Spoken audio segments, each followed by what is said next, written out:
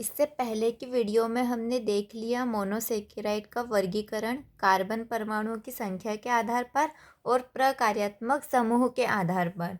अब हम देखेंगे ग्लूकोज बनाने की विधि क्या है और ग्लूकोज के रासायनिक गुण क्या हैं। तो देखिए, ग्लूकोज प्रकृति में मुक्त एवं संयुक्त अवस्था में मिलता है। ये जो ग्लूकोज है ये मुक्त अवस्था में भी पाया जाता है और संयुक्त अवस्था में भी पाया जाता है। यह मीठे फलों, शहद में पाया जाता है। अधिकतर ग्लूकोज किस में पाया जाता है? मीठे फलों में और शहद में। पके हुए फलों में बहुत अधिक मात्रा में ग्लूकोज होता है। जो पके हुए फल होते हैं उनमें और भी ज़्यादा मात्रा में ग्लूकोज होता है और इसे निम्न अनुसार बनाया जा सकता है। अब ग्लूकोज बनाने की हम विधि देखेंगे।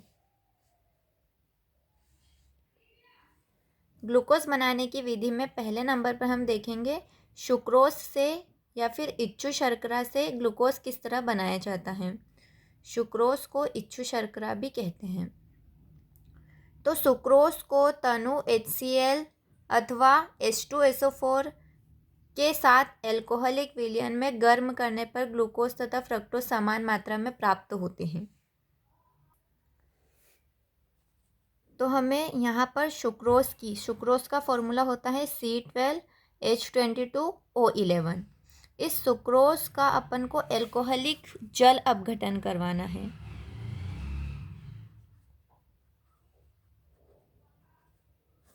एल्कोहलिक विलयन में जल अपघटन कराने पर, और यहाँ पर हमें क्या लेना है? तनु HCl या फिर H2SO4। ये H+ जो यहाँ पर लिखा है ये तनु HCl भी हो सकता है या तनु H2SO4 भी हो सकता है। तो यहाँ पर हमें सुक्रोज का जल अपघटन कराने पर समान मात्रा में ग्लूकोज और फ्रक्टोज प्राप्त होते हैं। ग्लूकोज का सूत्र भी C6H12O6 होता है और फ्रक्टोज का भी C6H12O6 होता है। दोनों एक मॉलिक्यूल ग्लूकोज का मिलेगा हमें और एक मॉलिक्यूल फ्रक्टोज का मिलेगा। ग्लूकोज और फ्रक्टोज में अंतर ये है कि ग्लूकोज में एल्डिहाइड समूह प्रेजेंट होता है और फ्रक्टोज में कीटो समूह प्रेजेंट होता है। अब नेक्स्ट हम देखेंगे स्टार्च से किस प्रकार ग्लूकोज बनाया जाता है। तो औद्योगिक स्तर पर ग्लूकोज को स्टार्च के जल अपघटन से प्राप्त किया जाता है।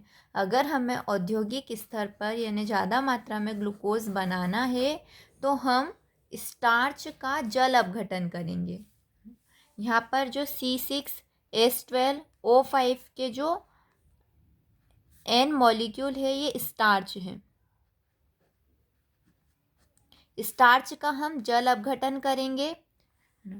अम्ल की उपस्थिति में 393 केल्विन ताप और 2 से 3 वायुमंडलीय दाब पर।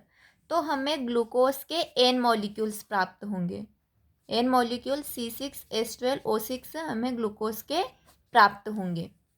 तो यहाँ पर हमने N मॉलिक्यूल स्टार्च लिया, मतलब स्टार्च जो है वो पॉलीमर है तो स्टार्च को हम इस तरह शो करेंगे C6H12O5 प्लस यहाँ पर N वाटर के मॉलिक्यूल यानी जल के अणु हमें लेना पड़ेंगे। अम्ल की उपस्थिति में 393 केल्विन ताप और 2 से 3 वायुमंडलीय दाब पर। तो हमें N मॉलिक्यूल ग्लूकोज के प्राप्त होंगे। ये दो विधियां हैं ग्लूकोज बनाने की। पहला है सुक्रोज या इच्छु शर्करा से ग्लूकोज का निर्माण, दूसरा है स्टार्च से ग्लूकोज का निर्माण। केवल ये दो ही विधियां हैं जिसके द्वारा हम ग्लूकोज बना सकते हैं। हम एक बार फिर से ग्लूकोज की संरचना को समझ लेते हैं ताकि इसकी रासायनिक अभिक्रियाएं समझना हमारे लिए सरल हो जाएगा। ग्लूकोज एक एल्डोहेक्सोज है। ये मैं पहले भी बता चुकी हूँ कि ग्लूकोज क्या है, एक एल्डोहेक्सोज है। इसे डेक्सट्रोज भी कहते हैं। एल्डो यहाँ पे इसलिए लगा है क्योंकि यहाँ पर CHO या फिर CHO एल्डिहाइड समूह प्रेजेंट है। हेक्सोज इसलिए क्योंकि इसमें 1 2 3 4 5 6 1 2 3 4 5 6 6 कार्बन होते हैं इसलिए हेक्सोज, और एल्डिहाइड समूह है इसलिए एल्डो हेक्सोज इसको कहते हैं ग्लूकोज को। यह बहुत से कार्बोहाइड्रेट का एकलक है। जैसे स्टार्च जो है और सेल्यूलोज जो है ये पॉलीमर है, बहुलक है, जो कि एकलक कार्बोहाइड्रेट ग्लूकोज से मिलके बने होते हैं। ग्लूकोज का अणुसूत्र C6H12O6 होता है। यहाँ पर हमने ग्लूकोज की संरचना बताई है। पहले नंबर के कार्बन पर एल्डिहाइड समूह है और दूसरे नंबर के कार्बन पे दाईं तरफ OH है, बाईं तरफ हाइड्रोजन है। तीसरे नंबर के कार्बन का हमें ध्यान रखना है कि यहाँ पर केवल तीसरे नंबर के कार्बन पर दाईं तरफ हाइड्रोजन है और बाईं तरफ OH समूह है। बाकी सभी में second, fourth, fifth and sixth सभी में दाईं तरफ OH होगा और बाईं तरफ हाइड्रोजन होंगे। इस स्ट्रक्चर में भी ऐसा ही होगा। जो थर्ड नंबर का कार्बन है यहाँ पर दाईं तरफ हाइड्रोजन होगा और बाईं तरफ OH होगा। बाकी सभी में दाईं तरफ OH होगा और बाईं तरफ हाइड्रोजन होगा। फिर हमने इस स्ट्रक्चर से कार्बोहाइड्रेट की डेफिनेशन को समझा था कि कार्बोहाइड्रेट्स क्या होते हैं, पॉलीहाइड्रोक्सी एल्डिहाइड या फिर कीटोन होते हैं। इन्हें पॉलीहाइड्रोक्सी एल्डिहाइड या कीटोन क्यों कहते हैं, क्योंकि यहाँ पर ये जो समूह है ये एल्डिहाइड भी हो सकता है और फ्रक्टोज की तरह ये कीटो समूह भी हो सकता है।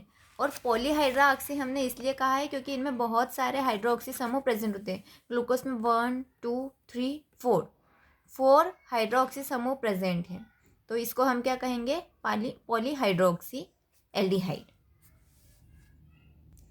इससे आगे की वीडियो में हम ग्लूकोज के रासायनिक अभिक्रियाओं को समझेंगे। अगर आपको मेरे वीडियो पसंद आई है तो आप इसे शेयर कीजिए, लाइक कीजिए और ज़्यादा से ज़्यादा सब्सक्राइब कीजिए।